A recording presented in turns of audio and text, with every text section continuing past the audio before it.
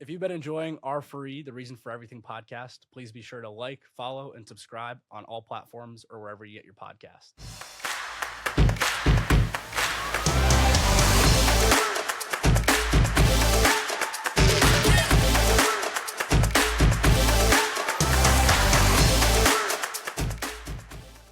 I've just been loving your latest, I don't know if you want to call it iteration, latest chapters of your blog.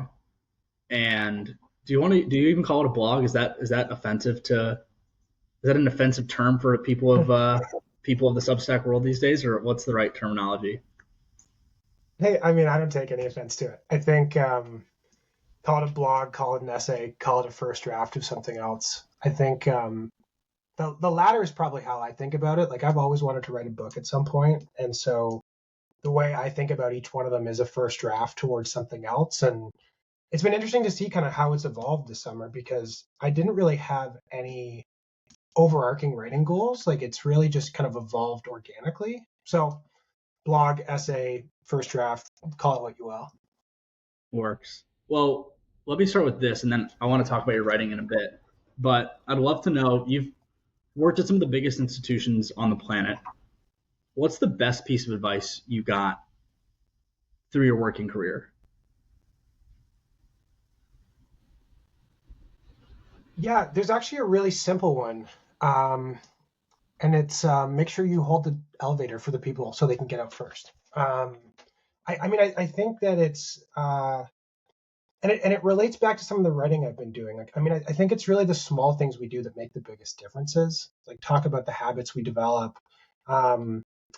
And so when I was at RBC I think I was doing my internship, there was a guy that I really looked up to, and he said, yeah, always make sure you're last off the elevator. Be the person that holds open the elevator for what will usually be more senior people, and it'll be a good way to be remembered. And I think it stuck with me because I think it's so simple and so obvious. And I think having him pointed out to me, there's so many times that I've seen in the last few years where people will just rush out of the elevator and cut someone off.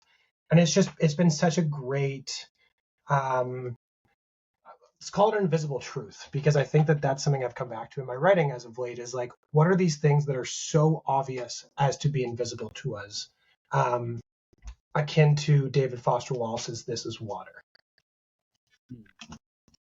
You, early on in our friendship, you teed up the book by Oliver Berkman, what is it, 4,000 Weeks, I think it is. Is that the working title of it? That book was really instrumental in me just trying to wrap my head around, going into my late 20s and trying to figure out where I want to go with my life. And I feel like the two of us always had a lot of fun talking business, but even more so than that, there was this underlying layer of spirituality, self-help, growth, the Tim Ferriss mindset, motivation type of work that led to, I think our friendship. But I'd be curious from your perspective, where did that journey start for you? I always talk about on this pod, The Monk Who Sold His Ferrari and The Four Agreements were kind of the two gateway pieces of writing that got me interested in that landscape. But what was that for you?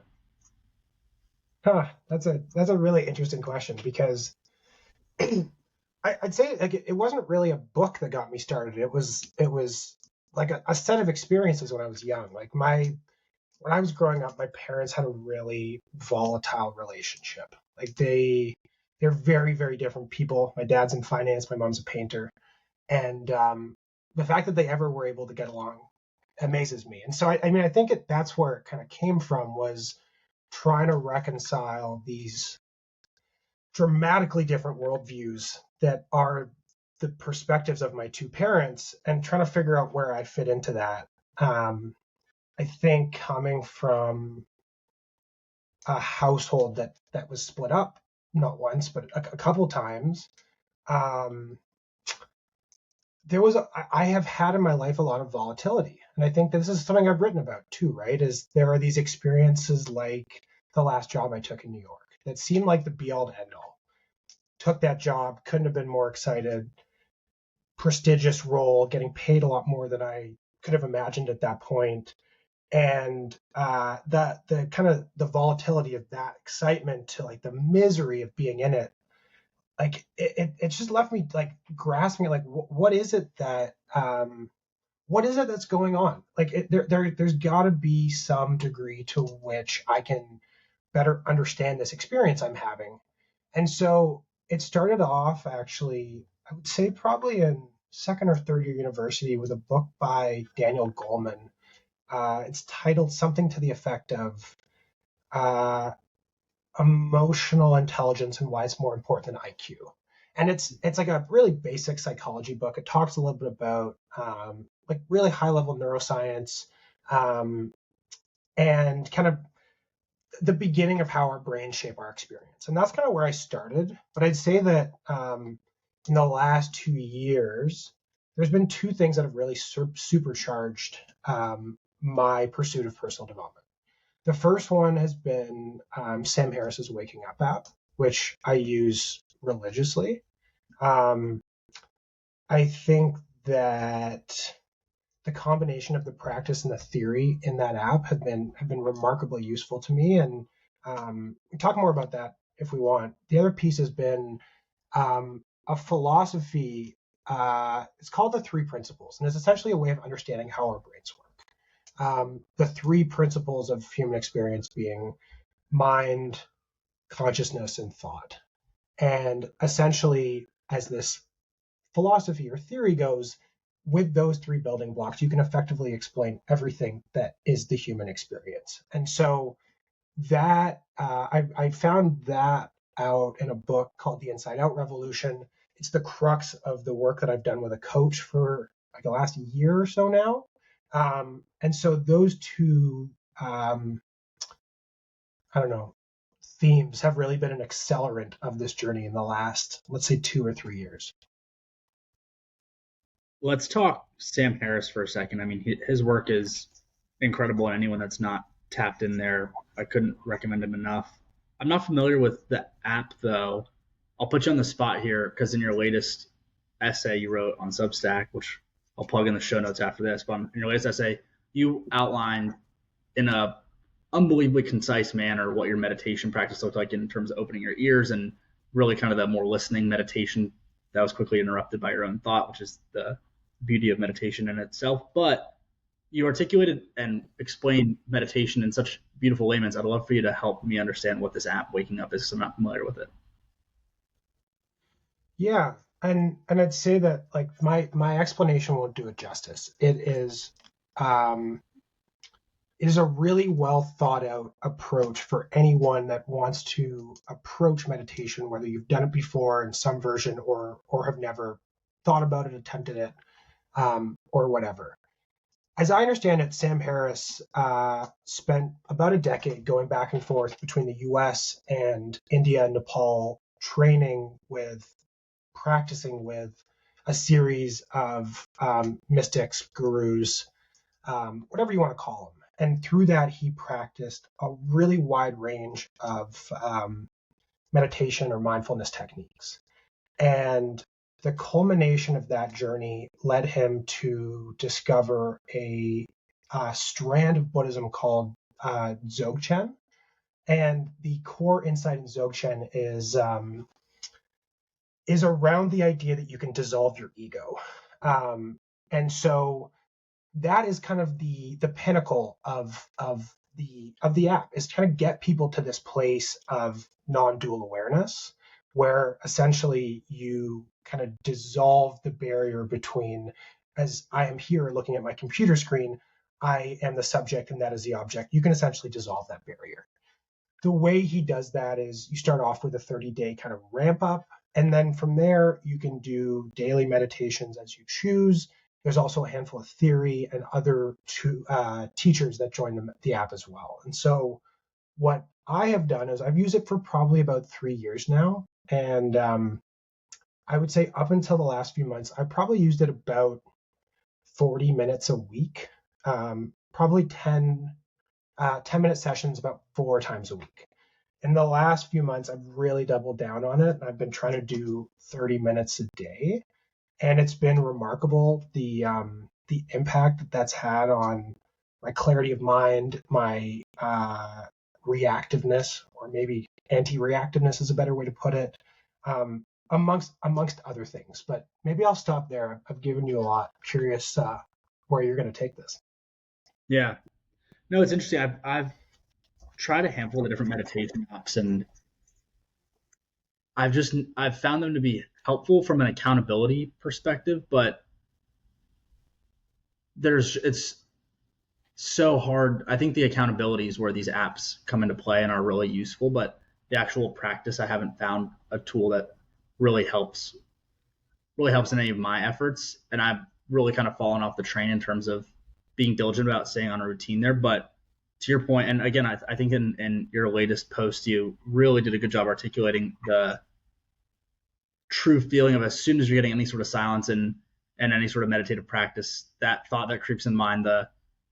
Anish Jain talks about this in her book. I think it's called Peak Mind, and it's so easy to see the idea flowing through your head when you're at almost your peak state of calmness and clarity, and then trying to just let that water keep flowing, let that pebble keep flowing or that stone keep flowing in the water. But it's really easy to get just completely jammed up in thought there as well, and spiral to the next thought and the next thought and the next thought. So I'll need to check that app out. But I'd be curious from your seat. I mean, I feel like the hardest part for me is always getting back in the swing of things and getting into rhythm. Because once you do it a couple days in a row and you realize, hey, if you just kind of sink in I think it's like that 7 or 8 minute mark. If you get past that, you can really settle into being there still quiet and knowing that, hey, if I can keep my eyes closed for another 4 minutes to hit the 12-minute mark, or another 8 minutes to hit the 20-minute mark, nothing's going to change in the outside world so much that that you can't, give yourself 20 minutes of clarity or free time. You know what I mean? 100%. And it's really, maybe I'll try and expand on my interpretation of the beginning of what you said there, which is, like, I found that at the beginning of trying to practice meditation or mindfulness or whatever you want to call it, it actually feels like you're getting worse, because you start to learn how to pay attention. And like, that's kind of like, as I think about it, the first step. Like, for me, like, for most of my life, you have these thoughts that are just whizzing through your head. Like, there's a carnival of ideas going on at any given time. And the process of starting to be able to watch and notice those takes some time. And so you go from this state of like, this is the norm, the carnival is constant, to being able to actually notice the carnival and go like, well, this is interesting. It then takes a while, though, to get to a point where you can start to see the carnival quiet down. And so, like, I'd say that, like, in my experience, it got harder initially when I started doing it. I'm pretty stubborn. The reason I started is because my mom essentially said, I don't think you can do this. Very, very effective advice from my mother. Kudos to her on that. But I think, to your point, like, the way that I've thought about it, like, it certainly hasn't been like a linear trajectory from where I started to where I'm at now. There are definitely times where I've kind of fallen off the wagon, if you will, for a couple of weeks at a time. And I think what I've noticed is, at this point, I actually don't notice the benefits of it as much. What I do notice when I don't do it, though, is just how much less settled I am, how much, whether it's antsy or fidgety or reactive or whatever it is, just how much less calm and still I am. And so I think, like, it's a great question of thinking about, like, how to get people interested in meditation. It's a question I've thought a lot about. I don't really have much in the way of good answers, because I think, from my experience, I kind of fell ass backwards into it. And it was probably my stubbornness that kept me going to the point where I was like, this is actually making a real tangible benefit on a day-to-day basis. This is amazing. And I think that it's actually, like, again, in those last 2 months that I've gone from a place of like, yeah, this is helpful, to, wow, this is making a really big difference in my life. And I can't really see a world where I don't do this anymore. It's like the benefits have compounded on themselves. Yeah. I think, to your point on how to encourage someone or how to get started on meditation in the first place, it's almost become this, especially with the world of influencers now, with cold plunges and everything else, it's become this almost untouchable idea that, if you don't do it, you're not going to be a billionaire by 25. But I feel like I feel like the word is almost stigmatized now. It's like for meditation, it's either almost too yogi or too woo woo for some people, when in reality, it's a lot of people are doing it in their day to day anyways. Whether it's that silence you have in the shower, the only time you don't have AirBuds or AirPods in or earbuds in, or the only time you're not on your phone in a given day. For most people, it's when they're in the shower or when they're trying to fall asleep. And I feel like a lot of people, when they're trying to fall asleep, they still have their phone or some blue light on by the time their eyes are actually closing. And so, point being, I think meditation's, I feel like, conflated to be this big idea that's hard to actually, put an axe to the big piece of wood that it is. When in reality, it's everyone's doing it in their day to day in a microcosm of it, whether, like I said, it's in the shower or whatnot, and it's just trying to figure out how can you pull that into your routine of health and wellness. And I had this idea that I'd been toying with for a while around MVP, meditation, visualization, and prayer. And in my head, I was like, okay, I'm spending time, praying every day, and not not on a religious front, but in faith, praying that for the health and wellness of my friends, family, whatnot.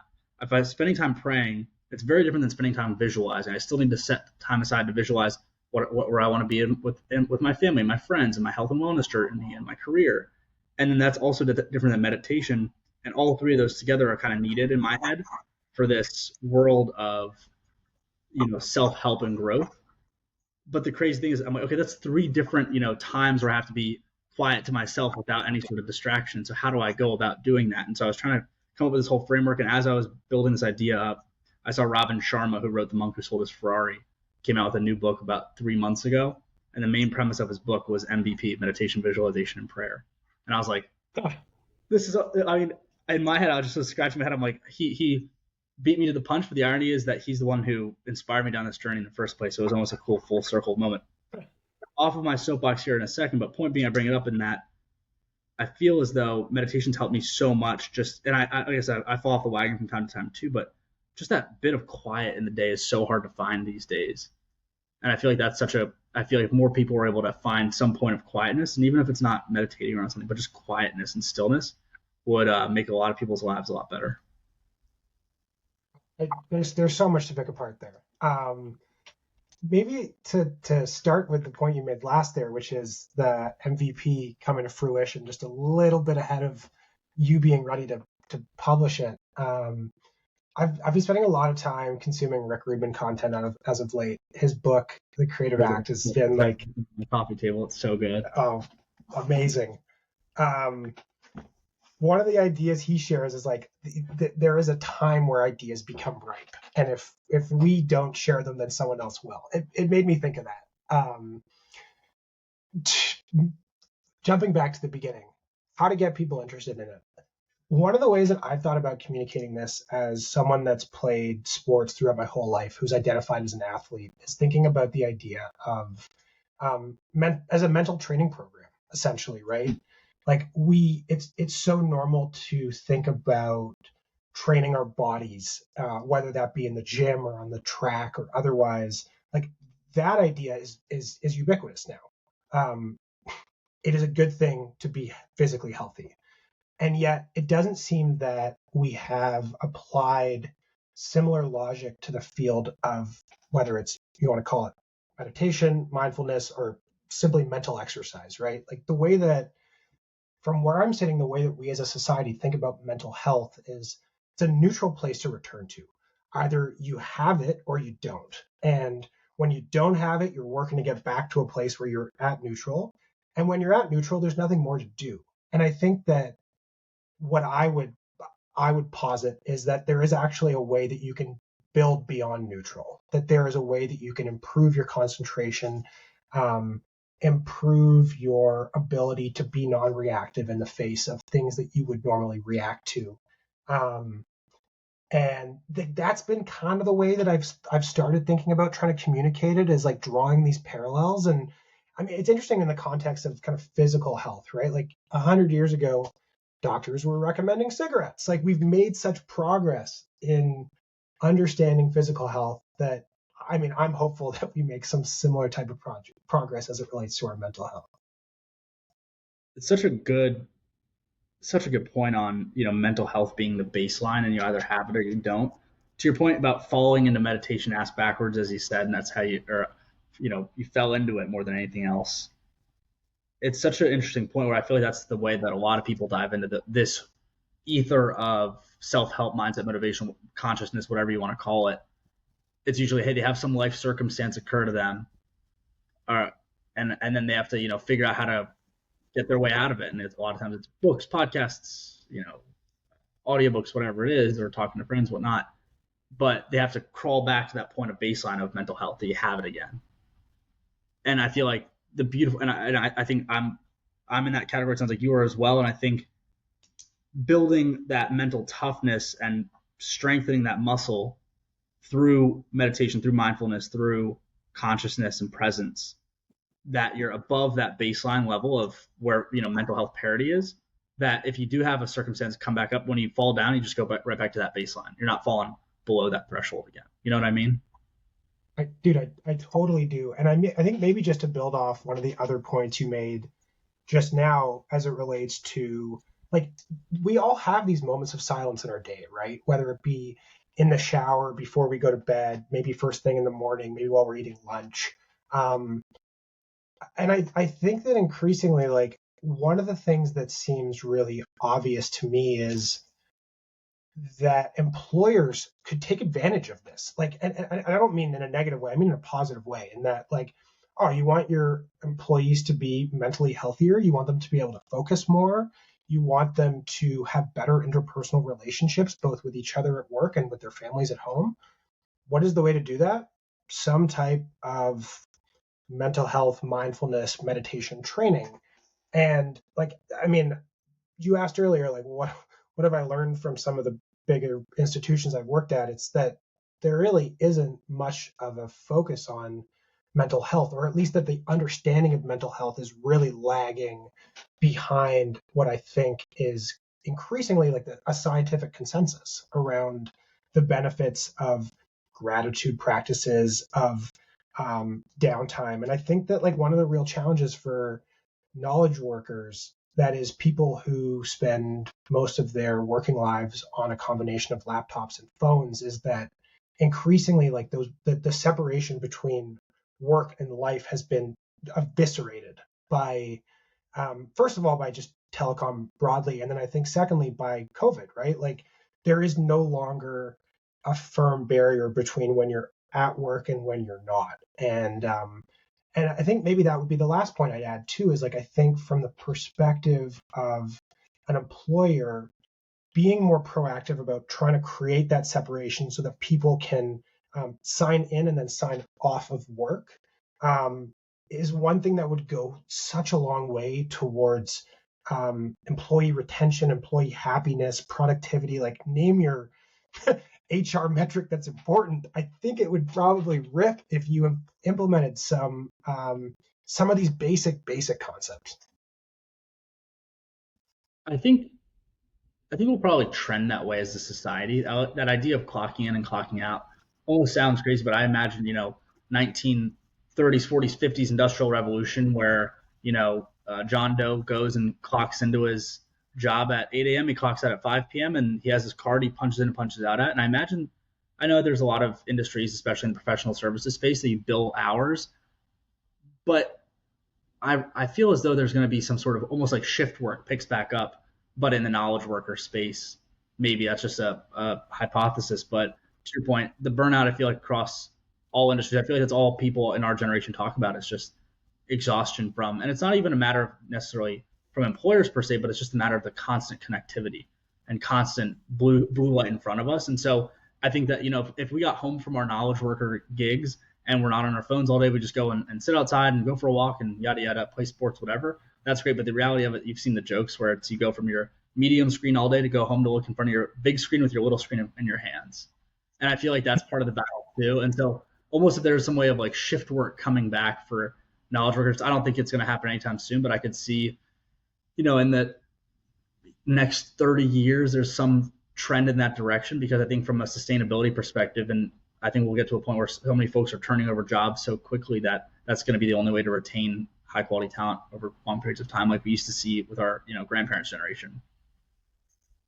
I think your point there that it's somewhat self-inflicted is really well heard, because you're absolutely right. Like, we wake up and we reach for our phone and also potentially a vape. And that becomes like moment 1 of the day. And then moment 99 of 100 is like putting down the phone and then going to bed. And it is somewhat self-inflicted. And I think like it's interesting. So I'm curious. I got an experiment for you, and we can Sure. maybe come back to this later. But I'm curious how many times you think you've picked up your phone today. Oh, probably 130 at this point, 150. I would bet you it's closer to 300. Having done the same thing with a bunch of people, and that's I'd say 300 is about the average. My point is that like I mean I thought a lot about consciousness as of late, Yeah. and what is it to be conscious? What is it to be conscious throughout the day? And so one of the exercises I've tried to do is every time I pick up my phone, to take note of the fact that I'm picking up my phone, like to be aware of what I'm doing. And this kind of was inspired by the fact that like I would just like effectively black out and be on Instagram and be like, fuck, how do I get back here again? But like as it relates to my phone, like I can maybe do it like 10 to 20% of the time, maybe. But it's like we're so habitual, and like our phones have become such a big part of our lives that like you're absolutely right. It's not just our employers, like we're also doing this to ourselves.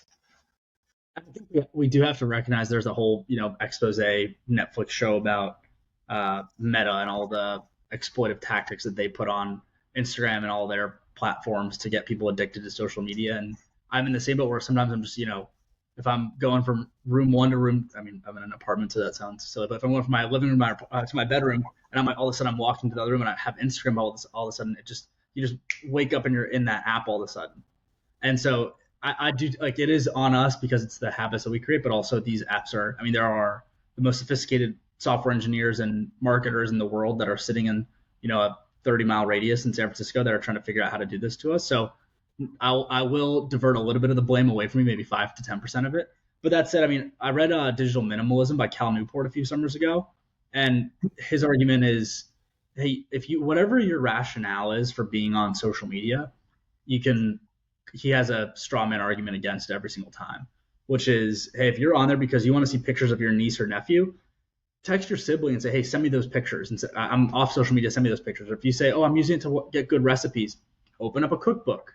Or if you're saying, oh, I want to go and see beautiful pictures of cars, get a magazine from the bookstore or get a magazine from the grocery store. So he had like a bunch of different arguments for how to get off. And that whole summer I had Instagram deleted, I had Twitter deleted, and I felt like I was off. I felt very disconnected from our friends and a lot of my peers and just like, the influencer culture and everything going on in society in general. But I definitely felt I was off my phone a ton more because these apps are so addictive in the first place that it's so hard not to unless it's just completely removed cold turkey. For me, at least. I'm sure it's different for other people, but for my personality type, I think you're the same boat. I had to do that.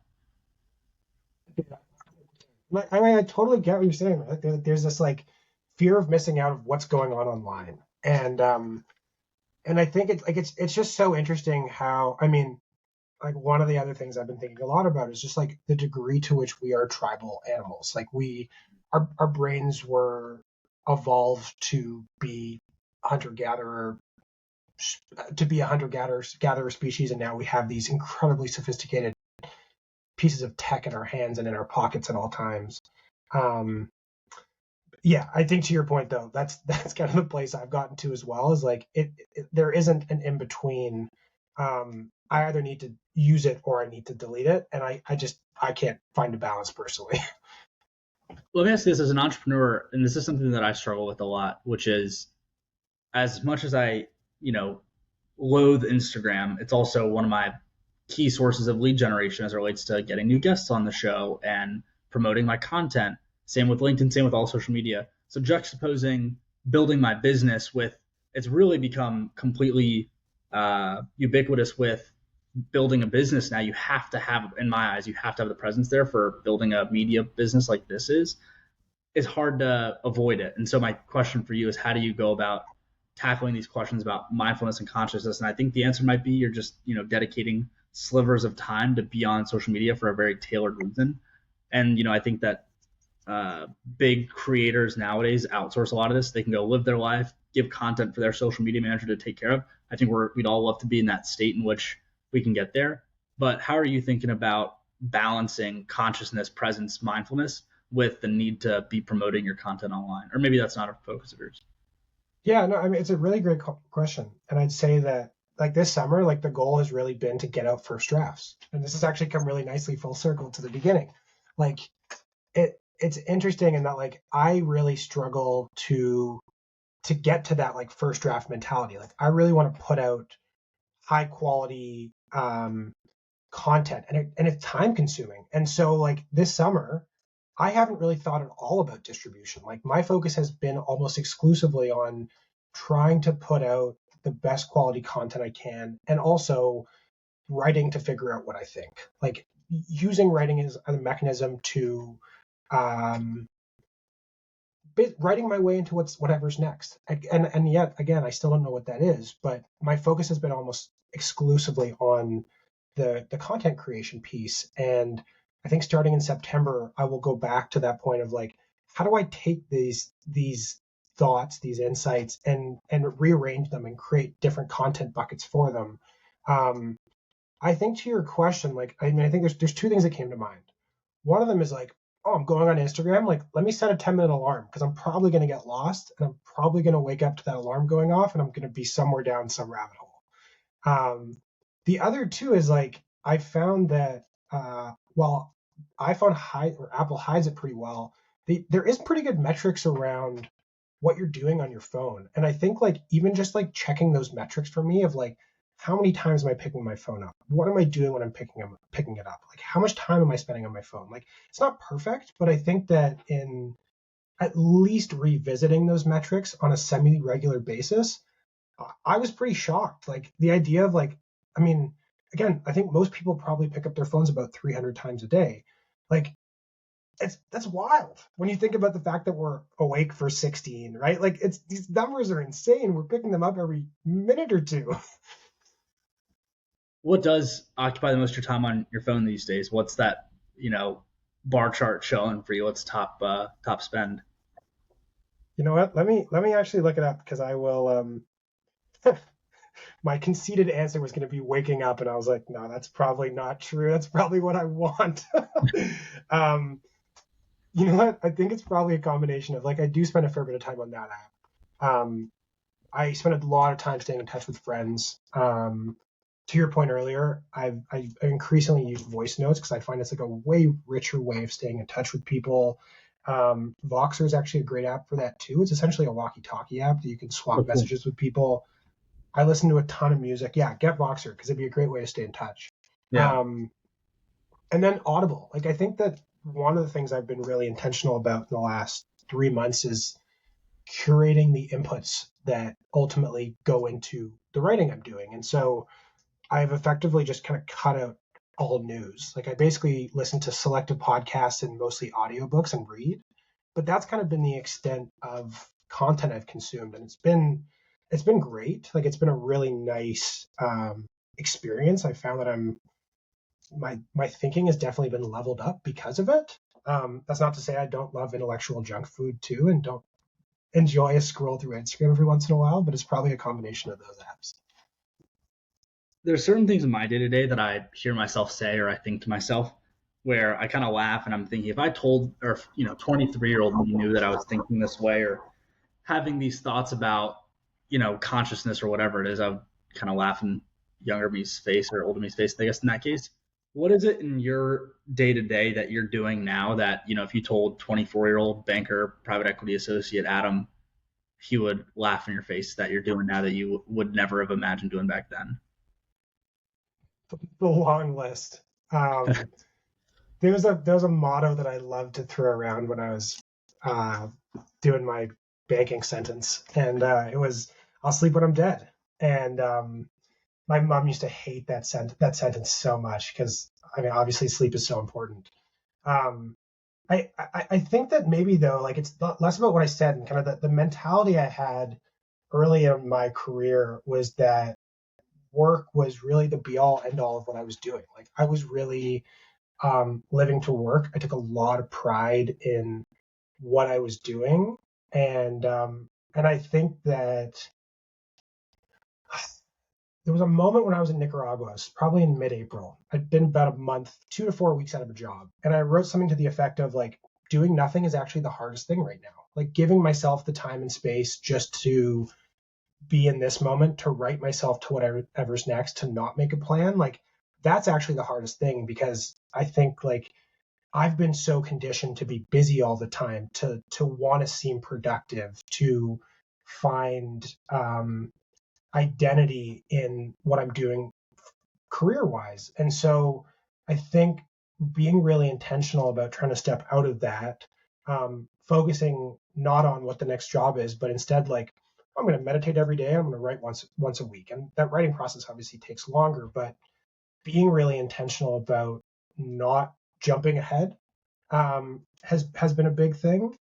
And then I think the other thing too, like when I started meditating, it sucked. Like it was really fucking hard. As you can probably see, I move around a lot.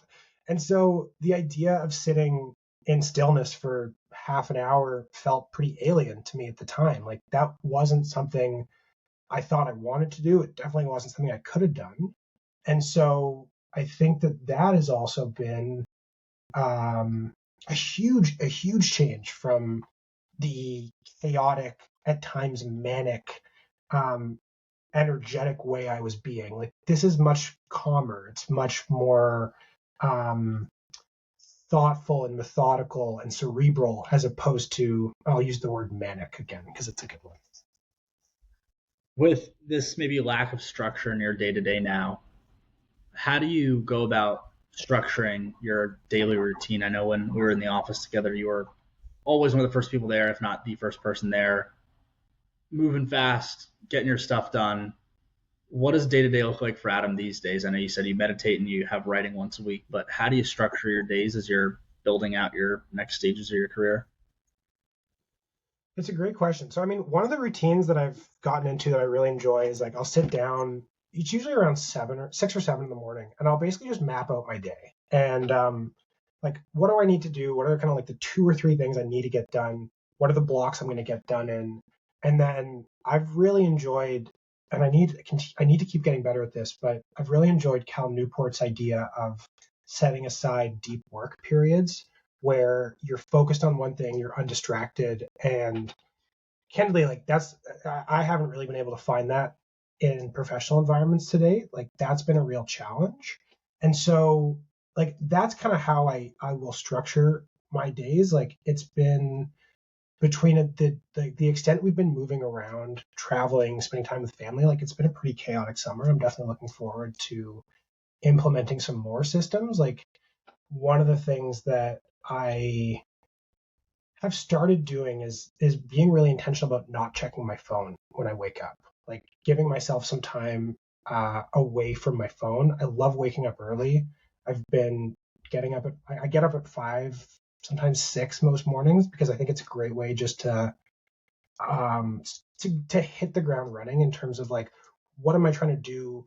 How can I find periods of kind of non-disruption? I think it's easiest to do in the morning. And so wake up, meditate, do some writing, do some reading, sometimes stretch, and then usually just write out like, what is it I got to do and how am I going to do it? Especially, I'm sure for you now being back on the West Coast, it's always amazing when I'm traveling out west and you can wake up in the morning and be awake before everyone else on the West Coast is, especially as I try to stay on East Coast hours. And I feel like I've already had almost a full day before I actually have to go and get my job done. And there is something nice. And I'm definitely a morning person now. There's something so nice about getting, whether it's getting a workout in or getting some reading in or just getting some stuff done around the apartment before getting the day started. I love to golf and getting up early and, being with one of the first people on the course. It's such a gratifying feeling. I almost feel like there's a, primal sense of being the first one out and first one to actually have dibs on, what's out there for us to tackle. Is maybe somewhere inherent in us, but definitely a morning person too. And I guess as you're structuring your days now, there's just, like the calendar is a lot emptier than it was for, most of your 20s. And so how do you go about categorizing deep focus? How do you go about avoiding that procrastination and just bumping that chunk of deep focus or work to, the afternoon because you don't feel like in the morning? How do you hold yourself accountable and your environment today?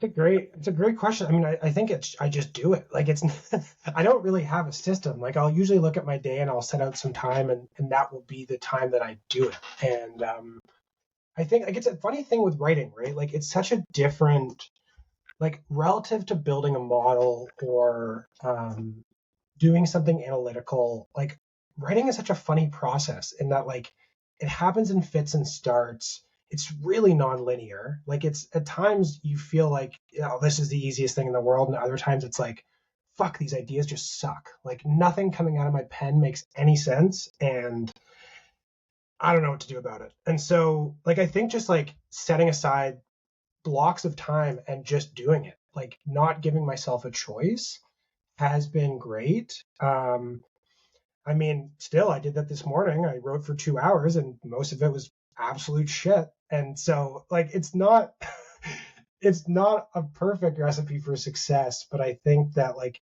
the way I think about it is just putting in the reps. It's the same way that I think about meditating. It's the same way I think about long distance running. Increasingly, it's like Stephen Pressfield has a fantastic book called The War of Art, and one of the ideas he talks about is like this, the idea of turning pro, going from being an amateur at whatever it is you're doing to being a pro. And I think part of that is just setting aside the time and being radically committed to fulfilling that. And so I don't know if there's really a secret to it. I think it's just prioritizing it. I think that at the end of the day, we spend our times on what we prioritize. And I think it comes back to consciousness to some extent, right? Like if we are unconscious in how we're giving away our attention, then we'll probably spend a bunch of it on Instagram. And alternatively, maybe we get done that extra half an hour of writing we wanted to get done. Let me ask you this. Now, you talked about the three principles: mind, consciousness, thought. I've found myself kind of scratching my head in the last couple of years, really thinking about, that removal of ego, being intrinsically motivated to get stuff done, balancing, the desire for not necessarily material things, but, capital to go on a vacation or go do this or buy this, whatever it is.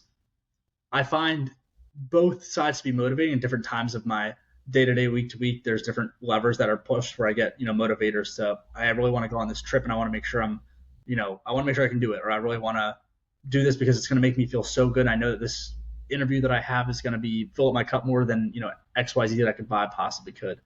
I'm curious from your seat, how do you think really like what's motivating you right now to write? Is it I know in some of your writing you've talked about just the desire to get thoughts out of here and onto pen and paper, but what's really kind of the driving force right now?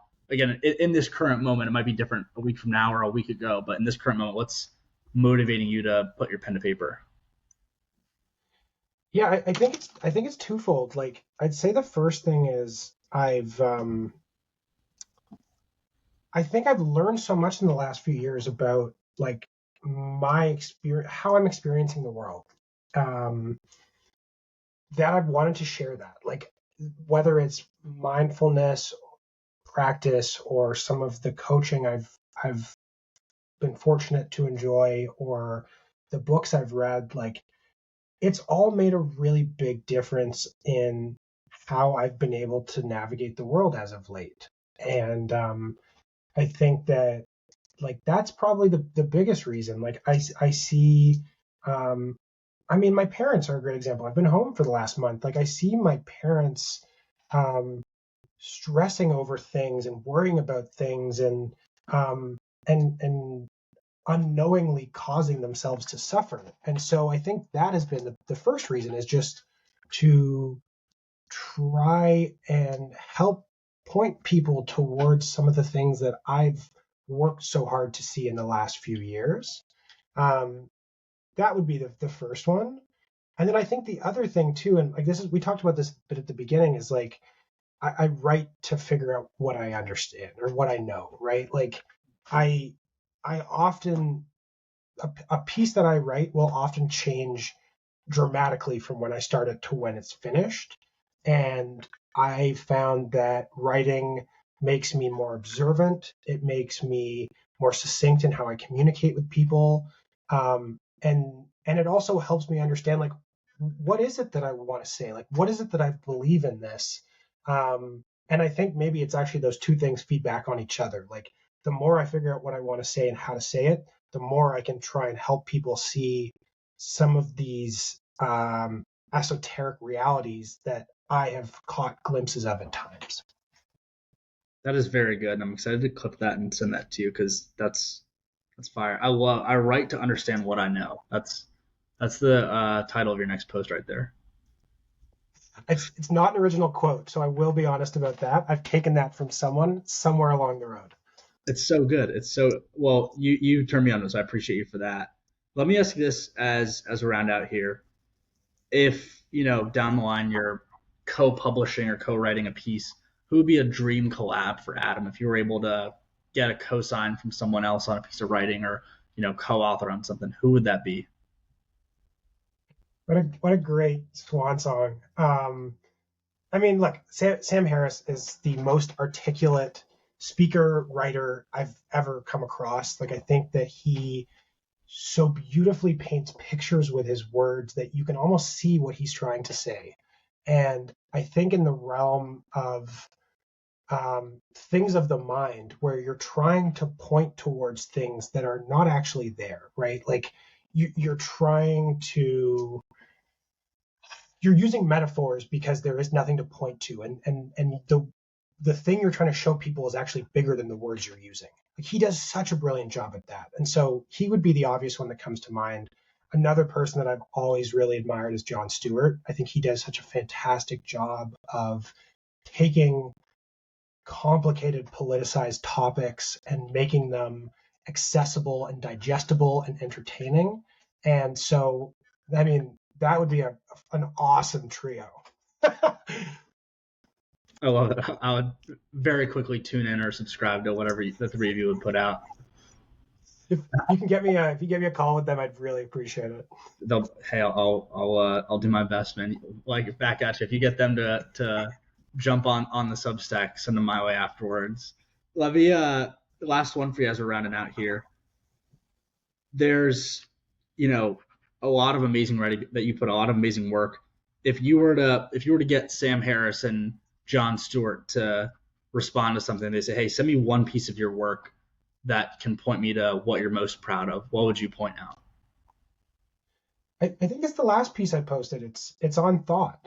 And I wrote one on consciousness and I've written one on thought. And what I was trying to do is point out this invisible truth, is to get people thinking about the thoughts running through their mind, the amount of time we spend lost in thought, and to open a door to the possibility that there might be an alternative. And so that's definitely the piece I'm most proud of so far. If you're going to read one thing, I'd start there. And the most recent one, the experiencing noise and silence, I mean, very fitting that starts off with an Eckhart Tolle snippet as well, because he's one that always points out the difference between mind and your brain and what you're actually thinking, mind and body. I can't remember how he splits it up, but we're just observing. Yeah. We're just observing what our brain is doing all the time, and the old token that we're not human beings, we're human doings, and if we're able to just pull ourselves out of it a bit and just say, hey, like, all of this that's going on in here is purely just our chemicals firing away, and in reality, we're just vessels kind of moving through day to day to get spiritual and woo-woo on us. But I think Eckhart Tolle as a start of that was a perfect hook in for me at the very least. Thank you. And can I add one more thing? I know we're running out of time here, but maybe one last point to dovetail off what you just said. It's interesting. Like, I think in my life, like, I've always really eschewed organized religion. Like, I've always been really allergic to it, really judgmental of it. And I think I've often put spirituality and religion in the same bucket. They are one and the same, or have been one and the same in how I've thought about them. And I think one of the interesting things, like, you bring up Eckhart Tolle, or whatever his name is, or however you pronounce it. It increasingly seems to me like, whether it's Christianity, Islam, Buddhism, the three principles, The Power of Now, pick your book, pick your philosophy. Like these ideas are all pointing to the same thing. Like the difference is the marketing wrapper on top of them. And I think that to see, let's say, some of the Christian stories as metaphors of something bigger has been a really has been a much kinder, much less judgmental way of thinking about them. And I think it actually is people like Eckhart Tolle, who talks about spirituality in a non-religious sense, has been super helpful for me to be able to connect some of these dots that I previously would have just dismissed out of hand. I think that maybe the consistency is that there are things beyond what we can understand. And I think that, like, if you can acknowledge that and leave some part of what we're doing here to being beyond our control, then at least for me, I think that has been really empowering, in that, like, I don't need to understand everything. Like, I don't need to have the answer to everything. In fact, I never will. And I think that maybe is that thread that I see as commonality between the different organized religions and otherwise. I'll be sure to plug the Substack in the show notes, but so good to catch up. Again, this podcast started as in such a selfish way for me, which is being able to document conversations with friends. That's how it started, and I'm glad I'm talking to you here today because it's been too long. But being able to document a conversation to be able to look back on the internet for as long as I can live. And so I'm appreciative that you hopped on. I'm glad we had the chance to chat. And I'll stop recording here in a second, and then we can chop it up a little more. Yeah, that sounds great. Really appreciate you having me on. It's been an absolute pleasure. Thanks for the thoughtful questions. And maybe around episode 160, I look forward to making a return. Round 2, man. Let's do it.